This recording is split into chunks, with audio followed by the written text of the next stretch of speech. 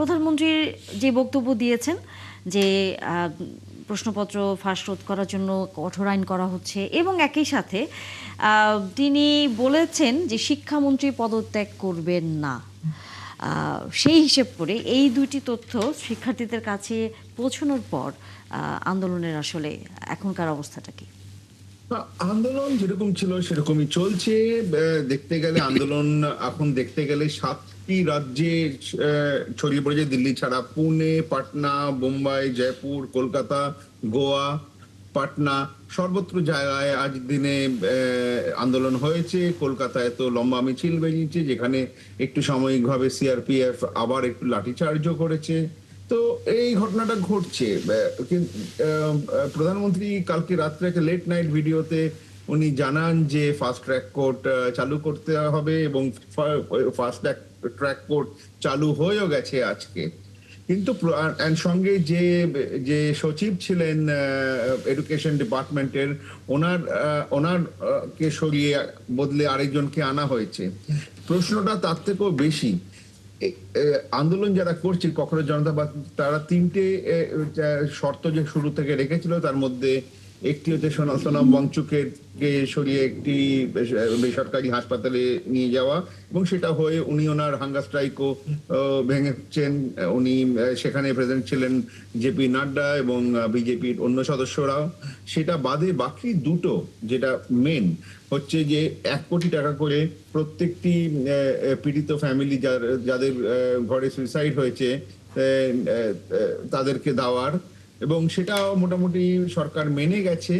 দ্বিতীয় আরেকটা নতুন যেটা, সেটা হচ্ছে যারা প্রোটেস্ট করেছিল গত পরশুদিনের আগের দিন দিল্লিতে, যেখানে এত বিভ্রান্তি হয় শহরে, সেখানে যাদেরকে ডিটেন করা হয়েছে অথবা অ্যারেস্ট করা হয়েছে, তাদের এগেনস্ট একটা সভারেন গ্যারেন্টি, দেশের গ্যারেন্টি দিতে হবে যে তাদের এগেনস্টে কোনো এফআইআর কিংবা ভবিষ্যতে কোনো সরকার বদলালেও কোনো কেস যেন তাদের উপর লাগু না হয়, এবং সেই গ্যারান্টিটাও মোটামুটি সরকার দিতে রাজি আছে। কিন্তু তৃতীয়, সেটাই হচ্ছে ধর্মেন্দ্র প্রধান যে শিক্ষামন্ত্রী, ওনার পদত্যাগ নিয়ে এখনো কথা চলছে। কিছু সূত্রে খবর পাওয়া গেছিল কি আগামীকাল উনি, মানে আজকে আর কি, মানে দিনে 25 তারিখে উনি পদত্যাগ হয়তো দেবেন। কিন্তু আবার অন্য সূত্রে খবর পাওয়া যাচ্ছে যে সেরকম কোনো ঘটনা ঘটছে না, উনি ওনার জায়গায় থাকবেন। যেটা ঘটতে পারে আগামী সময়ের মধ্যে 3-4 দিন কি 7 দিনের মধ্যে, যে একটা টোটাল মন্ত্রী সভার মধ্যে একটা রদবদল হওয়ার, যেটা একটা রুটিন রিশাফেল বলা হয়। সেখানে যদি ধর্মেন্দ্র প্রধানকে একটি মন্ত্রী এডুকেশন থেকে সরিয়ে একটা অন্য মন্ত্রিত্বতে তাকে বসানো হয়, তাহলে সেটা একটা হওয়ার চান্স আছে। কিন্তু সেটাও এক্ষুনি কিছু ক্লিয়ার নয়। কিন্তু দেশ জুড়ে একটা আন্দোলন খুব বেড়ে চলেছে, এবং এক্ষুনি মানে আপনার সঙ্গে যোগাযোগের কিছুক্ষণ আগে একটি ককরোচ জনতা পার্টির একজন এক্স মাধ্যমে একটি কারেন্ট টুইট, যেটাই বলেন যে প্রচুর গুন্ডা মাধ্যমে এসে এই ওদের প্রোটেস্টকে ভঙ্গ করার একটা খবর তারা পেয়েছেন, এবং জিনিসগুলো খুব এবার একটু অন্য দিকে যাচ্ছে। এখন দেখা যাক সময়ের সঙ্গে এটা কাল পরশু, কারণ কাল শনিবার, কালকে ভিড়ের সংখ্যা খুব মাত্রায় বাড়তে পারে, এবং দিল্লি শহরে কালকে বৃষ্টি হওয়ার সম্ভাবনা খুব হাই। দেখা যাক এই বৃষ্টি এবং শনিবারে ভিড়ের মাত্রা, আসছে রোববার, সেই দিনে কত ভিড় বাড়তে পারে সেটার উপর অনেক কিছু ডিপেন্ড করছে।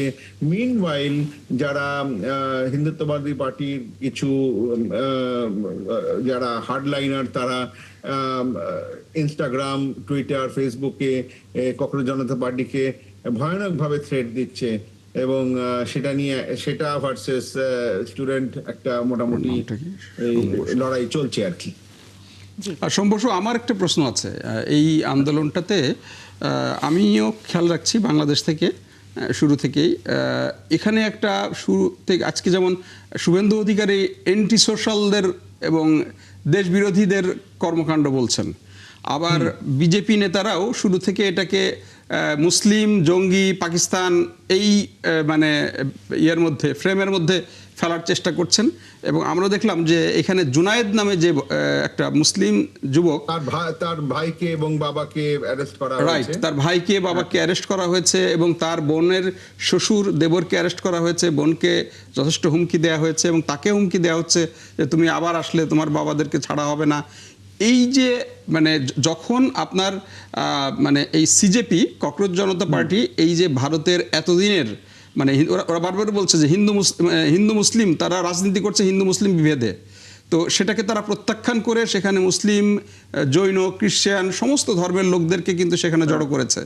তার বিপরীতে আপনার এই যে বিজেপি এখনও সেই হিন্দু মুসলিম ফ্রেমের মধ্যে, এই যে পাকিস্তান ফ্রেমের মধ্যেই তার রাজনীতিটা ঘুরছে, পরিবর্তনটা কিভাবে আসলো?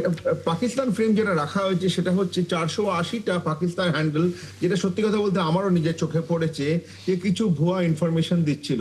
আপনাদের যখন বাংলাদেশেও যখন জুলাই অভ্যুত্থান হয় তখনও আমি দেখেছিলাম যে কিছু ভুয়া হ্যান্ডেল থেকে প্রচুর রকমের নিউজ যাচ্ছিল, এবং সেটা তো একটা এরকম মাধ্যম থাকলে সেখানে হবে, রিউমার ছড়াবে, তাদের কিছুটা ঘটনা কিছুটা রটনা তা চলবে। এছাড়া যেটা আজকে আমাদের এক্সটার্নাল অ্যাফেয়ার্স মিনিস্টার যেটা থেকে বলা হয়েছে, তাদের প্রশ্নতে বলা হয়েছে, জিজ্ঞেস করা হয়েছিল কি কোনো ফরেন ফান্ডিং আছে, কোনো ফরেন হাত আছে, সেখানে ওরা পুরোপুরি গভর্নমেন্ট বলে দিয়েছে না, এরকম কোনো খবর আমাদের কাছে নেই। এখন এগুলো হচ্ছে অন দ্য রেকর্ড। বাকি যেগুলো কিছু শোনা যাচ্ছে, যেরকম একটু আগে আমি বললাম যে কখনো জনতা পার্টির থেকে টুইট করেছে যে আমাদের খবর, মানে তারা বলছে তাদের কাছে খবর আছে যে কিছু গুন্ডা এলিমেন্ট এসে তাদের আগামীকাল এবং আগামী রোববারের প্রোগ্রামে কিছু বানচাল করতে পারে, মারামারি করতে পারে। হতে পারে, নাও হতে পারে, কিন্তু কারণ দিল্লি পুলিশ একটা কথা পরিষ্কার করে বলে দিয়েছে যে আমরা জিনিসটাকে এবার ভালোভাবে দেখার চেষ্টা করছি যাতে এরকম ভাবে না হয়। এবং আপনাকে আমি বলি, যেদিন থেকে এটা শুরু হয় 6 তারিখ, সেদিনকে আমি প্রেজেন্ট ছিলাম, সেদিন থেকে শুরু করে বেশ কিছুদিন দিল্লি পুলিশের কোঅপারেশন কিন্তু ওখানে খুব ভালোভাবেই ছিল। ফর এক্সাম্পল, আমি যখন ঢুকছিলাম সেখানে আমার ক্যামেরা ব্যাগে জলের বোতল ছিল, এবং একটি পুলিশ আমাকে জিজ্ঞেস করে আপনি একটু জল খাবেন না? আমি যে কেন, আমার তো জল খেলে শেষ হয়ে যাবে, ছোট বোতল। সে বলে না, আমি একটু রিকোয়েস্ট করছি আপনি একটু খান। আমি কেন?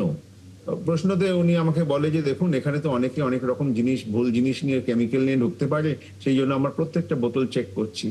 ঠিক আছে, সেটা যদি একটা কনসার্ন সিকিউরিটি হয় তাহলে নিশ্চয়ই সেটা আমরা কোঅপারেট করব। এবং এরকম ভাবে কোঅপারেশন হয়েছে। আমার নিজের ফোন ওখানে গুম হয়েছে, এবং এই ঘটনায় তো সেটা আবার খুঁজে আপনি তো বোধহয় আজকে দেখেছেন যে উত্তরাখণ্ডের একজন পুলিশকে দেখলাম আমি, পুলিশ অফিসার, তিনি একেবারে পোশাক সহ এসছেন এবং তিনি চাকরি ছেড়ে দিয়ে এটার সাথে সম্পৃক্ত হয়েছেন। তো এই সরকারের ভিতরে এটার প্রতিক্রিয়া কিরকম হয়েছে? সেটার একটু ব্যাকগ্রাউন্ড আপনাকে আমি দিচ্ছি। কিছুক্ষণ আগে এডিজি বা আইজি উত্তরাখণ্ডের একটি সংবাদ মাধ্যমে কথা বলেন এবং আমি ওটা শুনি। ওখানে বলা হয় যে উনি কিছু ক্রিমিনাল গ্যাংসের সাথে তার নামে এফআইআর গত 20 তারিখে ছিল, এবং সে তার অফিস আসা বন্ধ করে দিয়েছিল, তার নামে একটা ইনভেস্টিগেশন চলছিল ডিপার্টমেন্টাল।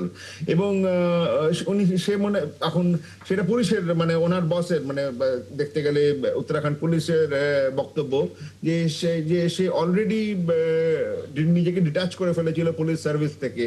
তো সেটা এখন আন্ডার ইনভেস্টিগেশন, সাবজুডিস। তো সেটা নিয়ে বলাটা এক্ষুনি ক্লিয়ার হবে না যে উনি কেন এলেন ইউনিফর্ম পরে, এবং ওনার বসেরা ওখান থেকে বলছে যে উনি অলরেডি চাকরি, ওনার আন্ডারে কিছু ইনভেস্টিগেশন চলছিল যে উনি কিছু গুন্ডাদের সঙ্গে মেলামেশা করে কিছু কনস্পিরেসির সাথে ছিল।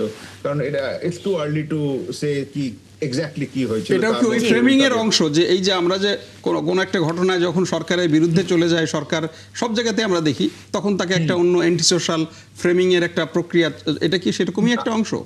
দেখুন, আপনাকে একটা কথা বলি, 2014-তে যখন বিজেপি সরকার আসে এবং তার আগে নতুন নতুন কিছু শব্দ শুরু হয়, সেটা হচ্ছে যে অ্যান্টি ন্যাশনাল। এবং দিল্লিতে একটি খুব ভালো মার্কেট আছে এই যন্তর মন্তরের কাছাকাছি, একদম প্রাইম মিনিস্টারের বাড়িরও কাছাকাছি, বলে খান মার্কেট। এবং মানে খান মার্কেট গ্যাং, কারণ ওখানে আপনি ব্যুরোক্র্যাটস থেকে শুরু করে সাংবাদিক থেকে শুরু করে সকল রকমের ইন্টেলেকচুয়ালদের পাবেন, যারা একটু বসে কফি খাচ্ছে, একটু গল্প করছে, ইন্টারাকশনস করছে।